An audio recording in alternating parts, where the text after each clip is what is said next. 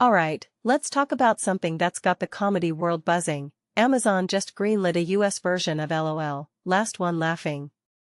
Now, if you're not familiar, this show is basically a high-stakes game of don't laugh or you're out.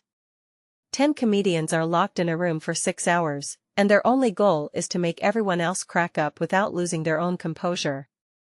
Sounds simple, right? But here's the thing, it's way harder than it sounds.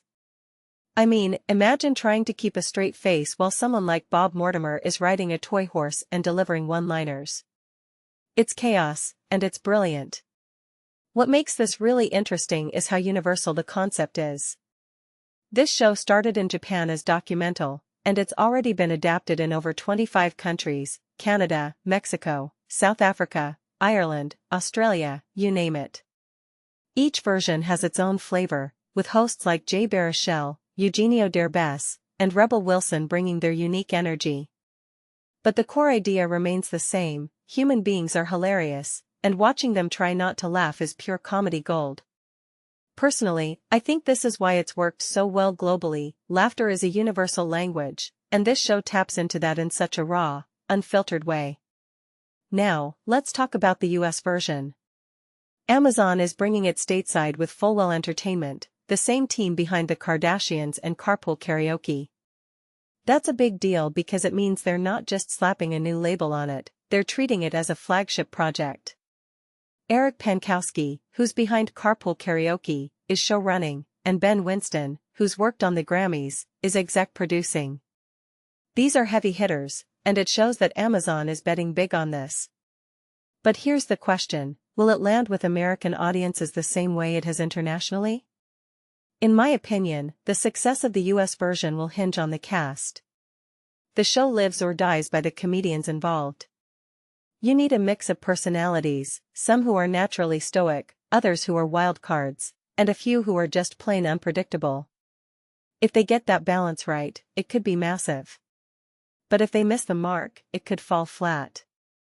I'm also curious about the cultural nuances. What works in the UK or Japan might not translate perfectly to the US comedy scene. For example, British humor tends to be drier, while American comedy often leans more on physicality and shock value. How will that play out in this format? One thing that immediately stands out is how Jen Levy, Amazon's head of nonfiction series, described the show as transcending language and culture. And she's right, the premise is so simple that it doesn't need subtitles or explanations. But here's where it gets interesting: while the concept is universal, the execution is deeply cultural. The jokes, the timing, the reactions, they're all shaped by the comedians' backgrounds. So, while the show might feel familiar, each version is a unique snapshot of that country's comedy scene. That's what makes it so fascinating. If you take a step back and think about it, LOL, Last One Laughing is more than just a comedy show, it's a social experiment. What happens when you strip away all the bells and whistles of traditional comedy and just focus on the raw act of making someone laugh?